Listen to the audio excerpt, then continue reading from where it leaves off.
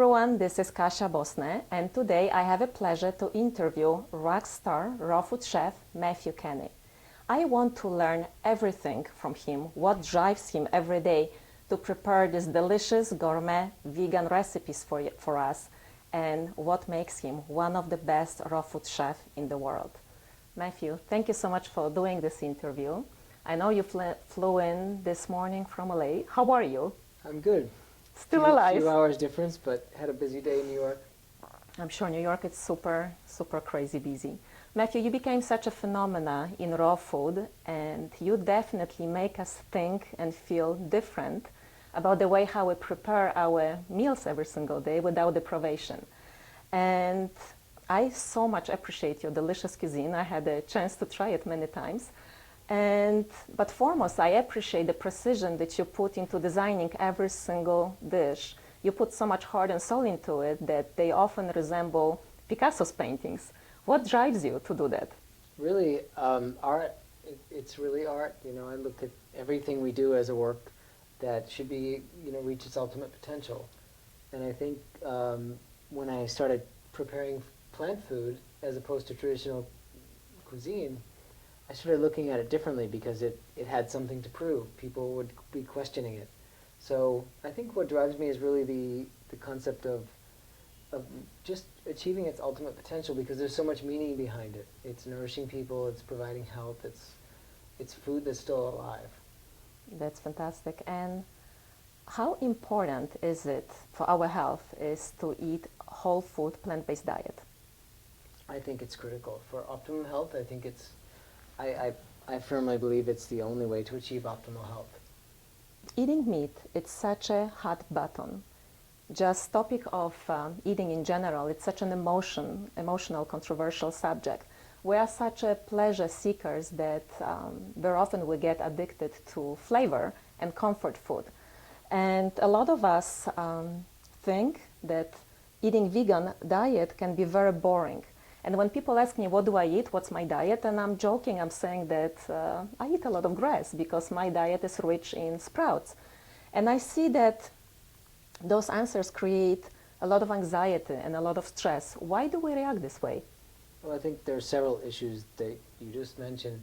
First of all, we are pleasure seekers. Even our pets, they want food that tastes good. They always want treats or dog bones or whatever it is. So humans, of course, we're so evolved that we're going to want things that taste good and make us feel good. The issue, in my opinion, is the disconnect between what actually tastes good and is pleasure. There's addiction associated with a lot of traditional foods that are sold in supermarkets because of all the chemicals and because of all the sodium and the sugars. And it's created an addiction and an imbalance where people are completely out of touch with what actually tastes good. But the reality is, when your body's pure and cleansed, a fresh peach or an apricot, it tastes so sweet you almost can't eat it. So I feel like the first step is education. People need to understand what's happening and why that's happening to their body. But the second step is also to show that plant-based foods can be incredible.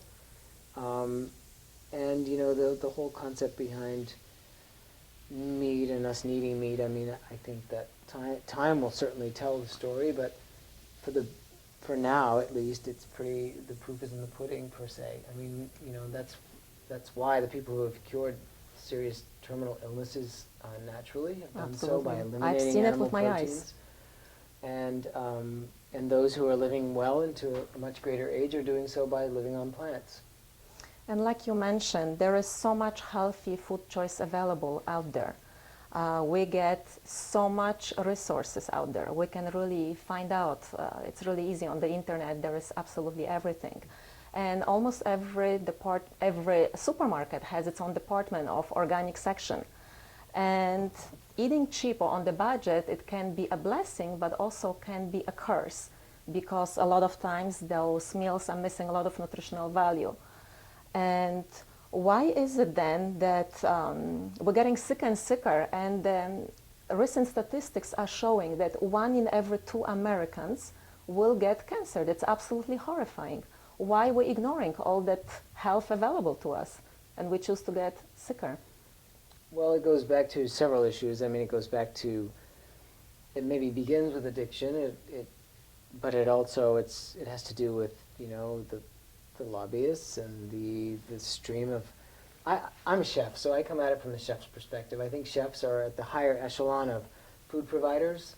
The biggest, if 10 of the biggest chefs in the world today, the most well-known chefs in the world today, those on television, those who have the most well-known restaurants in Paris or the world #1 restaurant in Copenhagen, whoever they may be, if they all really woke up and realize, and most of them already know that plants are a better way to go, but if they all actually just gave up their entire career and said, this is what I'm going to do the way I did, the whole world would change. So there will be a tipping point. I don't think it will take too long, but until then, it is unfortunately a battle between addiction and big food companies and agriculture and lobbyists and so forth. But it is a little bit of a battleground at the moment. So I'm happy that we are part of changing this movement and changing the world, hopefully. Absolutely. And especially when you live in New York City, in a crazy New York City that never sleeps, it's very easy to get tired, lethargic, low in energy. What would you say would be like 10 best habits that people can restore those energy? I think, hydration is #1. I think of that because it's the first thing I do during the day and throughout the day. So proper hydration, it's incredible how many people don't drink water. Or if they do, they drink a half glass of water. Or even worse, they drink water when they're thirsty. Waiting until your body's dehydrated. Yes. And you're eating only because of that. I mean, you're drinking water only because of being at that stage. That's a problem. I think incorporating, cleansing foods like green juices would be #1. Right here. Exactly. Cheers. Is super important. Replacing a lot of simple carbohydrates with whole foods. So a muffin or a bagel or something with an apple or a peach. I mean, I think you'd be shocked if you asked 10 people on the street when the last time was that they had a whole piece of fruit. It's quite incredible. Chewing food properly. It's so underrated, actually, because you can eat all the right foods, but if you don't chew your foods, if you don't masticate your foods, then you're not assimilating the nutrients, and your body's going to have to work 3 times as hard to digest them. And if you eat them fast, like in the city. Yeah. I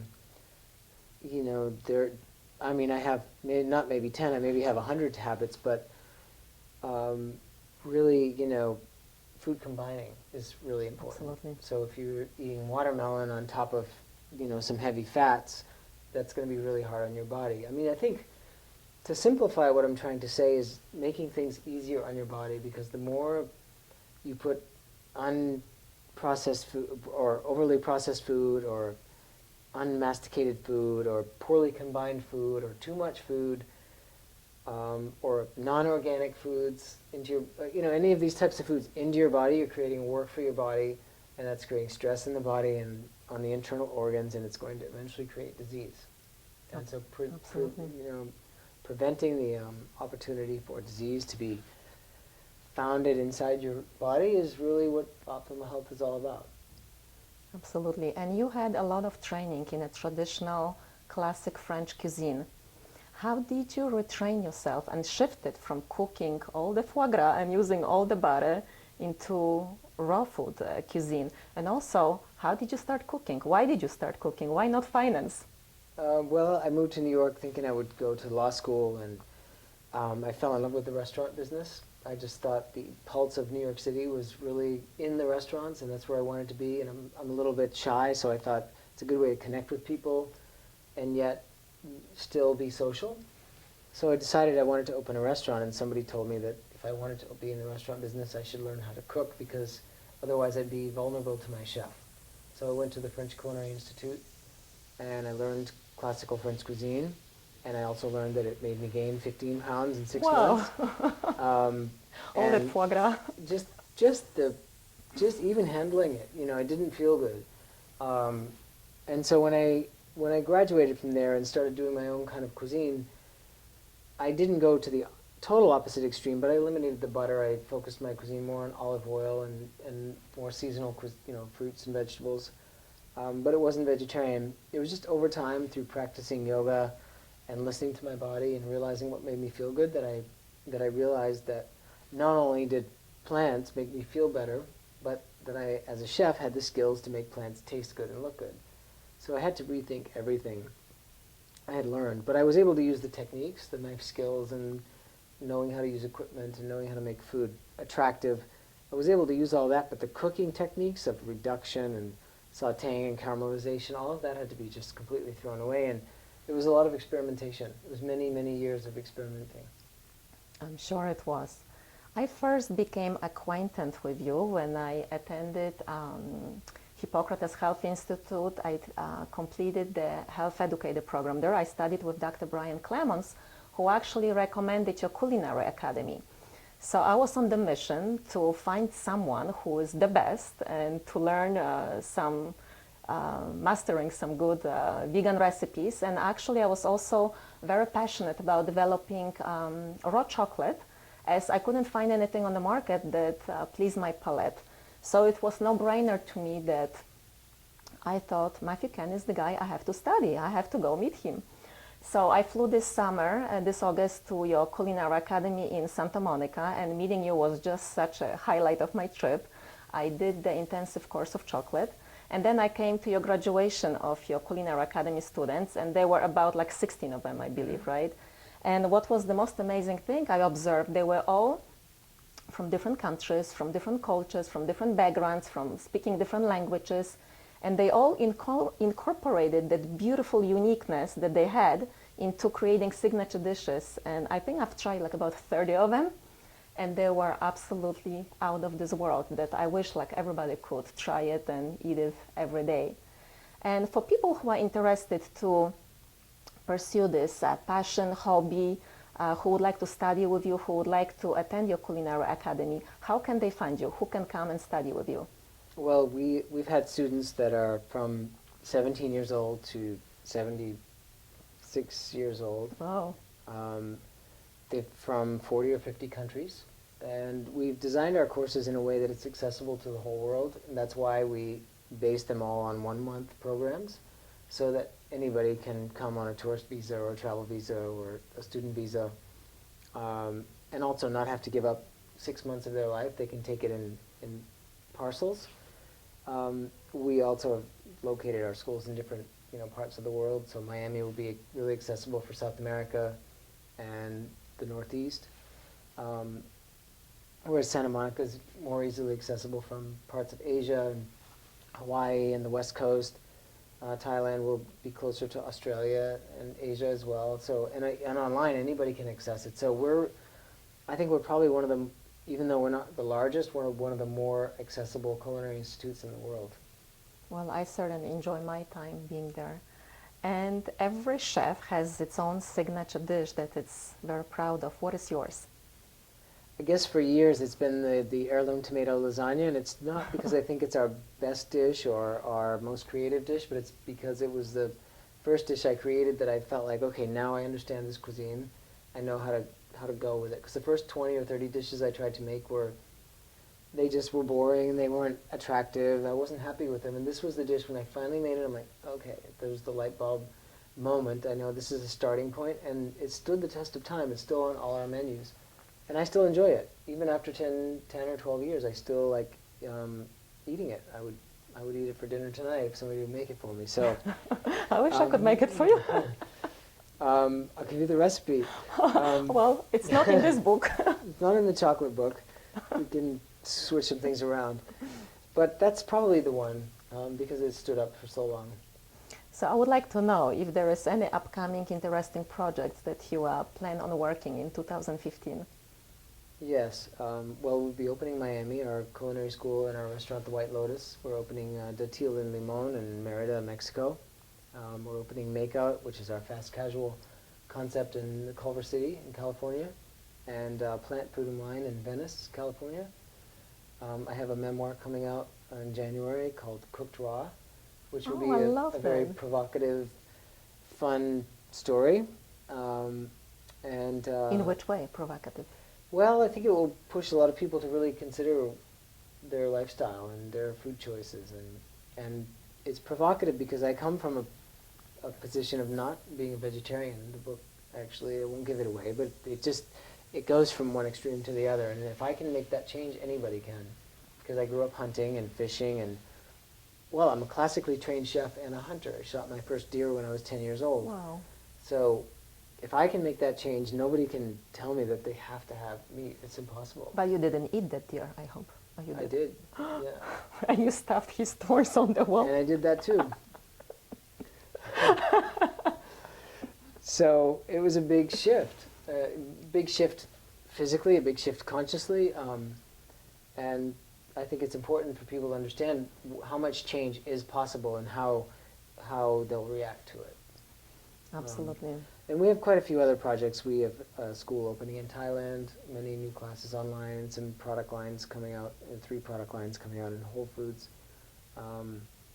and a few others. So 2015 is going to be a pretty busy year. All the years have been lately, but I look forward to it. That's fantastic. Matthew, thank you so much for spending time with me. I wish we could just jump to the kitchen now and cook something delicious. Cook some lasagna. Yes, exactly. But I have to hold my horses because I will be doing plenty of that in February as I sign up for your culinary academy in Miami that you just mentioned. And I believe in February that will be its grand opening, right? Yes. So I'm really looking forward to work with you, study with you, be mentored by you, master a few vegan recipes, and of course create the best chocolate, raw chocolate in the world. Oh, With well, your help. it smells like you already have. I can see this raw chocolate Well, in front actually, I of can us. smell this aroma totally. So Thank you. So thank you so much. Appreciate Thank it. you. Thanks.